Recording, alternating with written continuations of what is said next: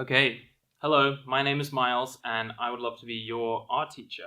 I've been drawing and painting my whole life. Here's some of my work.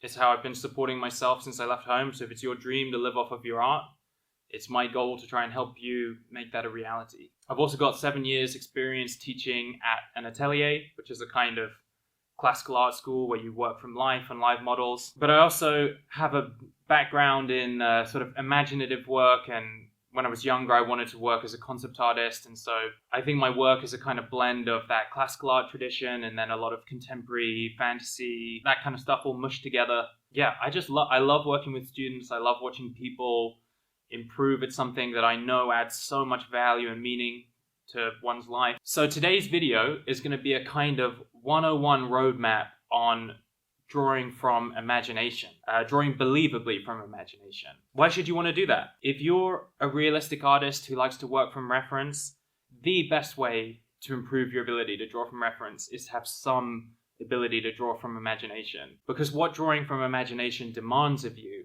is to really deepen your conceptual understanding of why things look the way they do, and that radically improves your ability to go beyond just copying your subject, but instead simplifying and interpreting it in interesting ways. I think drawing from imagination is incredibly fun. It's that kind of original, pure experience of you, your mind, and the paper, and nothing else. And I think in today's world, where there are a million different things competing for your attention, trying to sell you some solution to the next thing you should be doing, there's something incredibly radical about a pencil and a piece of paper giving you infinite entertainment and an ability to access and enjoy your own mind in a totally new way. I mean, who wouldn't want to do that? In my actual work, it's this kind of synthesis of reference and imagination, and having that ability to draw from imagination allows you to go beyond your references and to use them to kind of just enhance imagery you want to get out of your head, but without feeling completely beholden to just copying the way things look. Here's some examples of drawings of mine versus like the reference image, and you can see I'm using a reference. There's definitely something I'm pulling from it, but look at all the ways in which I'm not sort of directly just transferring that information one-to-one. Okay, so let's get started. First of all, I like to block in my drawing in kind of big simplified forms. This allows me to kind of draw in a low commitment, relatively effortless way, and it doesn't feel like a big deal to move anything around. You don't want to be sitting there kind of overcommitting and drawing things with all this detail just to find out they're in the wrong place. So you'll notice I'm kind of a little bit scribbly. It's more about finding the general position. This is where the first important area of knowledge needed to draw from imagination comes in, and that is knowledge of your subject. You can't draw something from imagination if you don't know about its form. You can't draw a giraffe if you don't know what a giraffe looks like, and the same goes for a human head. Okay, so once you're reasonably happy with your drawing, the first most important step that I like to do is to kind of separate my areas of light and shadow. To make things easier, we're working with a single light source, sort of slightly from above and the side, giving us that classic Rembrandt triangle, some people call it, the little patch of light on the far cheek. It might help you, it helps me to pretend I'm a tiny little ant person walking around on the form, and anywhere I can look up and see the sun directly, I'm still within the lights, and as I pass into the shadows, I've now entered a shadow shape. Another way of putting this is that light radiates out from the light source in straight lines, and anywhere the form has turned more than 90 degrees away from the light source, we've now entered a form shadow. And the other main type of shadow is a cast shadow, such as behind the nose on this subject, where we would have been in the light, except for the fact that another piece of the form is blocking our view.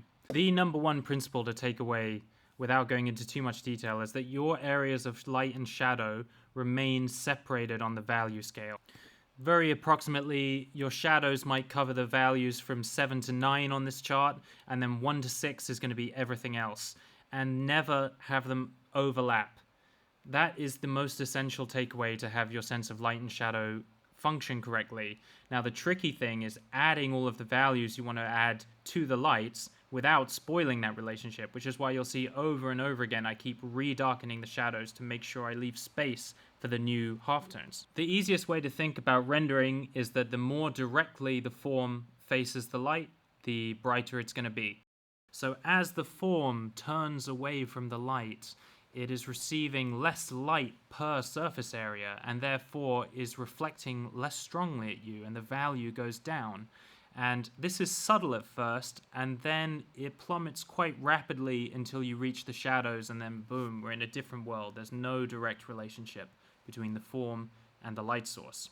This is an absolutely huge topic. I'm going to probably end up making a whole bunch of videos on it, so I'm just giving you the very basic overview of what I'm thinking of when I'm rendering from imagination. Another thing you have to think about is the different materials in your drawing.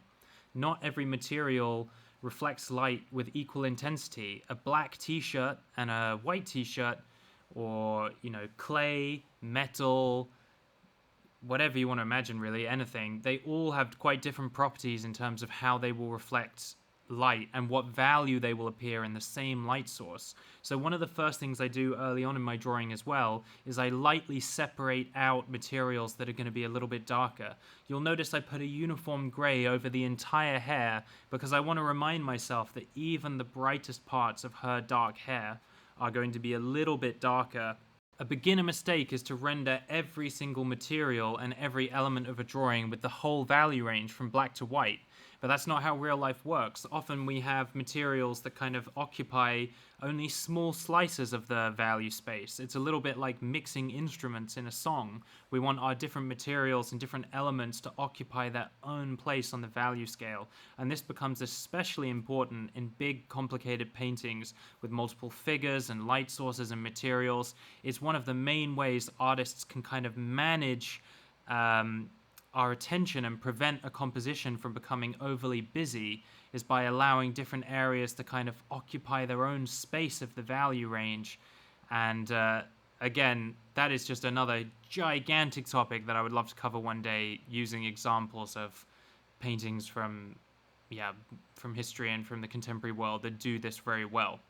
So let's recap again. I think repetition is really important for understanding these kind of things. If we want to draw from imagination, we need to understand the form of the subject, the material of the subject. We need to understand the shape, position, and intensity of our light source.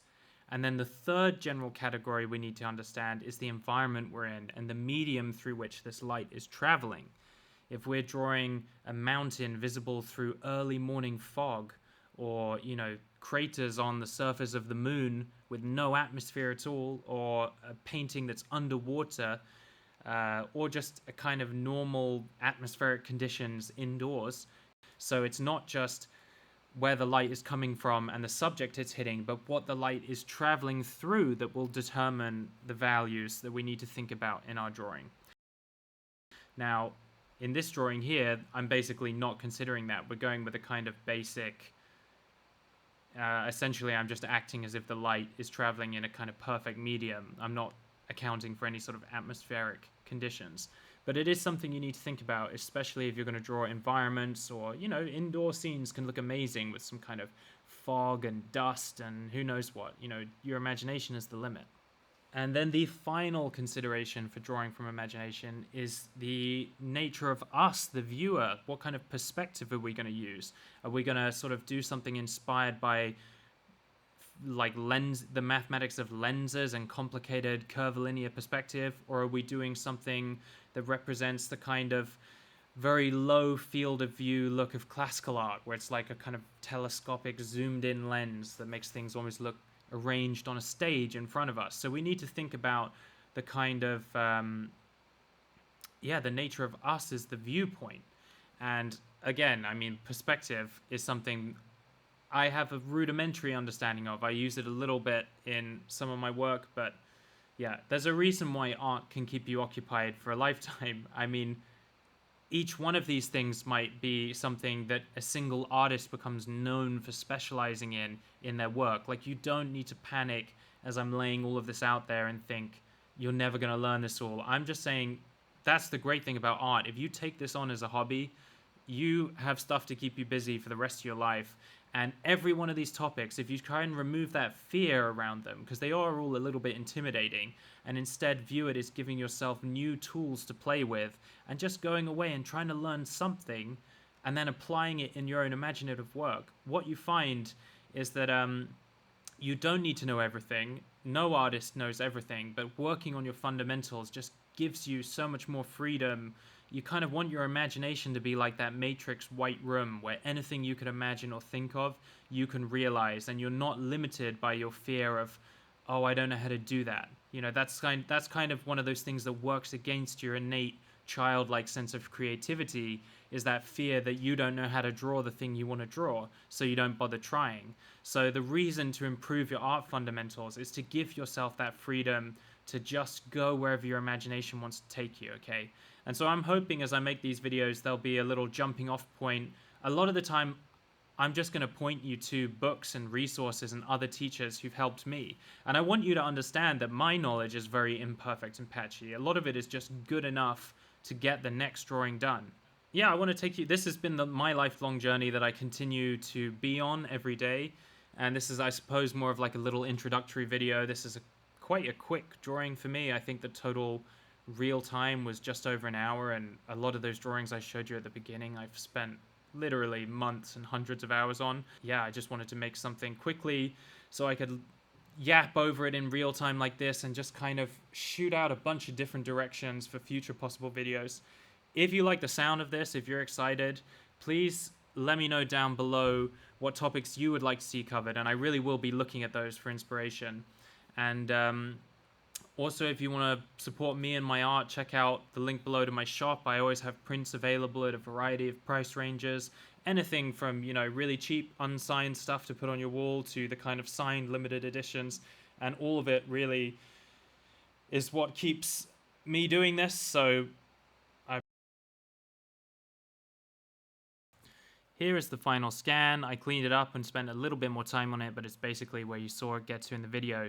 So why don't you have a go at drawing something from imagination before the next video, see where you're at. Doesn't matter if it turns out bad, it's good to be in contact with truth and we can go from there. Thanks so much and have a great week. Bye-bye.